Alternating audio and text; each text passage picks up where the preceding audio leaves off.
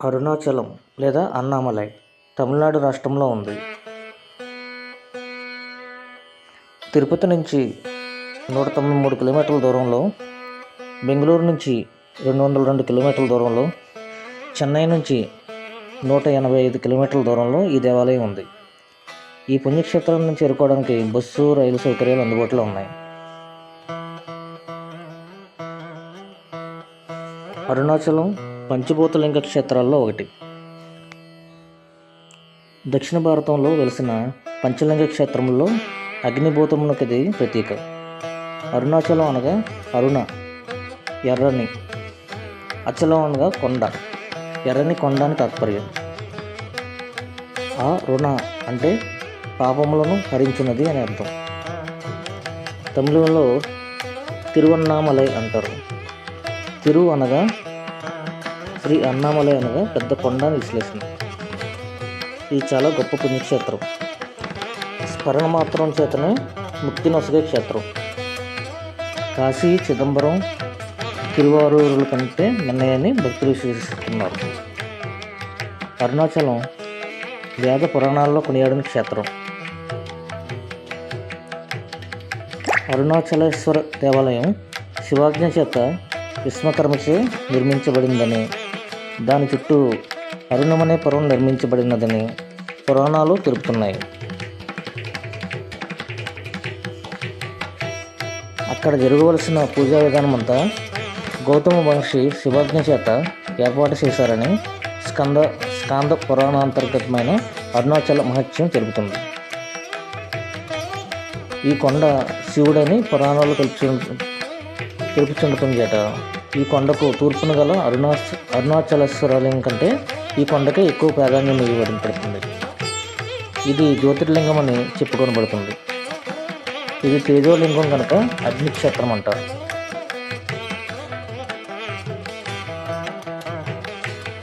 అరుణాచలం పరమేశ్వరుని జ్యోతిర్లింగ స్వరూపం కావడం వల్ల దీని చుట్టూ ప్రదక్షిణ చేయడం సాక్షాత్తు శివునికి ప్రదక్షిణం అని భక్తుల విశ్వాసం. రమణ మహర్షి దీని ప్రాముఖ్యాన్ని పదే పదే ఉద్బోధించి ఉన్నారు. పాదచారులే శివస్మరణంగా గమనిస్తూ ప్రదక్షిణ చేసేవారికి మహాపుణ్యం సిద్ధిస్తుందని మహాత్ముల వచనం. అందుచేత నిత్యం అన్ని వేళలో ఎంతోమంది గిరి ప్రదక్షిణ చేస్తూ ఉంటారు. గిరిపైన గల మహాషధి ప్రభావం వల్ల శరీరానికి, శివస్మరణ వల్ల మనసుకు, శివానుగ్రహం వల్ల ఆధ్యాత్మిక జీవనానికి స్వస్థత చేకూరుతుందని భక్తుల నమ్మకం. గిరి ప్రదక్షిణం చాలా వరకు తారు రోడ్డుపైన జరుగుతుంది. ఈ మధ్యకాలంలో గిరి ప్రదక్షిణం చేయడానికి వీలుగా రోడ్డు ప్రక్కన కాలిబాట కూడా వేశారు. ఎక్కువ మంది ఉదయం సూర్యతాపాన్ని తట్టుకోవడం కష్టం కనుక రాత్రిపూట లేదా తెల్లవారుజామున చేస్తారు. రమణాశ్రమానికి 2 కిలోమీటర్ల దూరం వెళ్ళిన తర్వాత కుడివైపుకు తిరిగి రోడ్డుకు మధ్యలో వినాయకుడి గుడి వస్తుంది. అక్కడ నుండి కొండను చూస్తే నందిలాగా కనిపిస్తుంది. గిరి ప్రదక్షిణ మొత్తం 14 కిలోమీటర్లు ఉంటుంది. అందులో దారిలో వచ్చే మొత్తం 8 లింగాలను మనం దర్శించుకుంటూ వెళ్ళాలి. అరుణాచలం గిరి ప్రదక్షిణ మహోన్నత ఫలితాలను ఇస్తుంది. రమణాశ్రమం అరుణాచలేశ్వరాలయానికి 2 కిలోమీటర్ల దూరంలో ఉంటుంది. అరుణాచలం వెళ్ళిన వాళ్ళు రమణాశ్రమాన్ని సందర్శిస్తుంటారు. అక్కడ స్థానికుల కంటే విదేశీయులు ఎక్కువగా కనిపిస్తారు. సాయంత్రం సమయంలో రమణాశ్రమంలో చేసే ప్రార్థన చాలా బాగుంటుంది. రమణాశ్రమంలో రమణుల సమాధిని మనం చూడవచ్చు. రమణాశ్రమంలో కోతులు ఎక్కువగా కనిపిస్తాయి. నెమళ్ళు కూడా స్వేచ్ఛగా తిరుగుతుంటాయి. రమణాశ్రమంలో ఇంకా ఆవు సమాధి, కాకి సమాధి, శునకం సమాధిని కూడా చూడవచ్చు. ఇవన్నీ వరుసగా ఉంటాయి. అక్కడ గ్రంథాలయంలో రమణుల గురించిన పుస్తకాలు లభిస్తాయి. ఆశ్రమంలో ఉండాలంటే ముందుగానే వసతి కోసం నమోదు చేసుకోవాల్సి ఉంటుంది.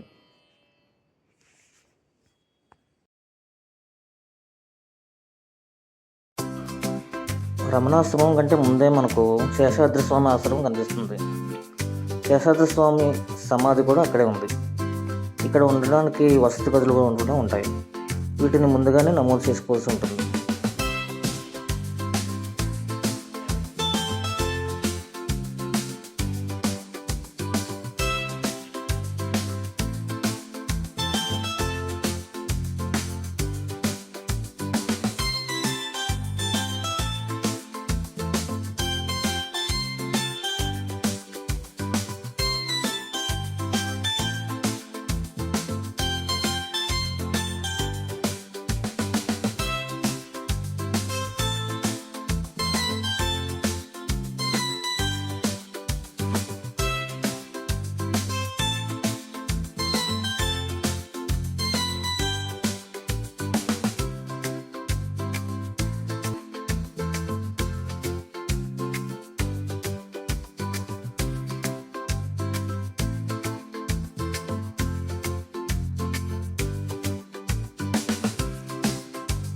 గిరి ప్రదక్షిణ చేసేటప్పుడు తీసుకోవాల్సిన జాగ్రత్తలు.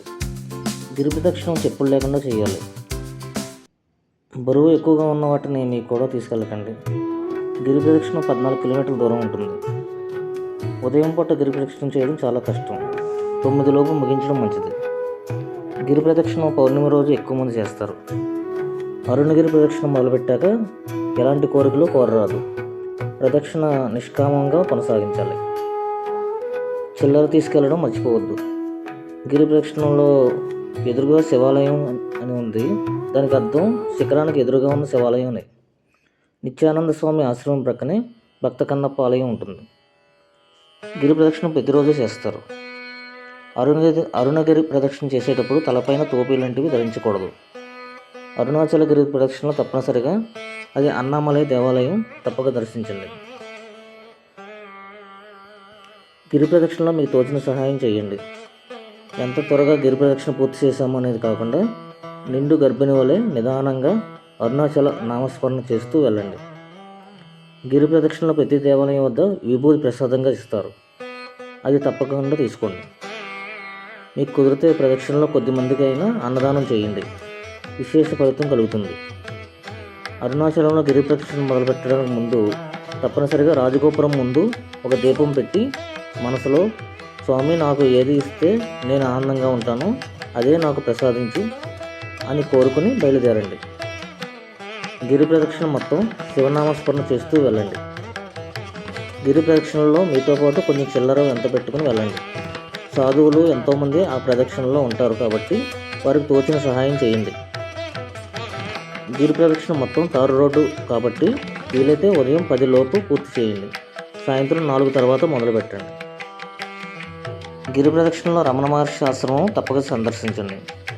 అక్కడ ఆశ్రమంలో ధ్యాన మందిరంలో ధ్యానం చేస్తే విశేషమైన మానసిక ఆనందం కలుగుతుంది అని చాలామంది అనుభవంతో కూడా చెప్పారు.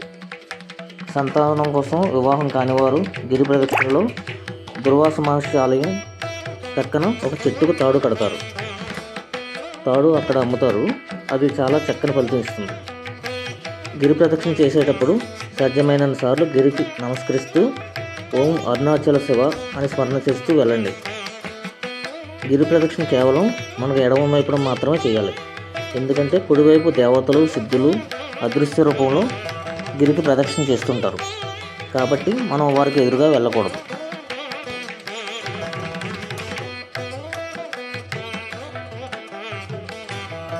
గిరి ప్రదక్షిణ చేసేటప్పుడు మొత్తం 8 లింగాలు మధ్యదారిలో వస్తూ ఉంటాయి. వాటిని మనం దర్శించుకుని వెళ్తూ ఉండాలి. అవి ఏంటంటే ఇంద్రలింగం, అగ్నిలింగం, యమలింగం, నైరుతిలింగం, వరుణలింగం, వాయులింగం, కుబేరలింగం, ఈశాన్యలింగం.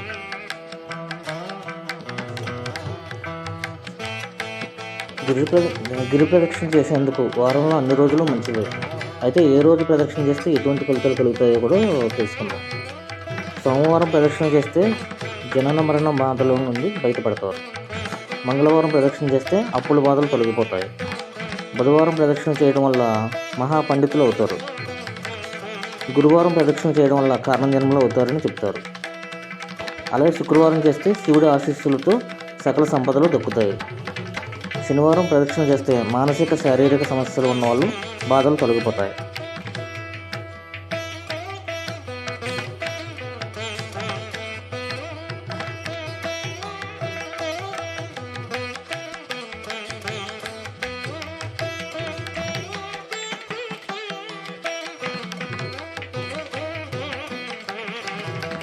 అరుణాచలం అనేది కొండ మీద వెలిసిన దేవుడిగా కాకుండా కొండే దేవుడిగా వెలిసిన క్షేత్రమే అరుణాచల క్షేత్రం.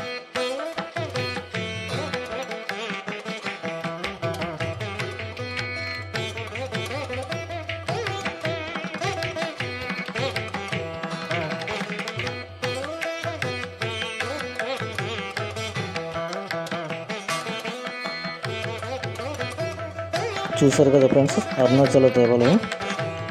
ఇలాంటి మరిన్ని వీడియోల కోసం నా యూట్యూబ్ ఛానల్ని సబ్స్క్రైబ్ చేయండి, లైక్ చేయండి, షేర్ చేయండి.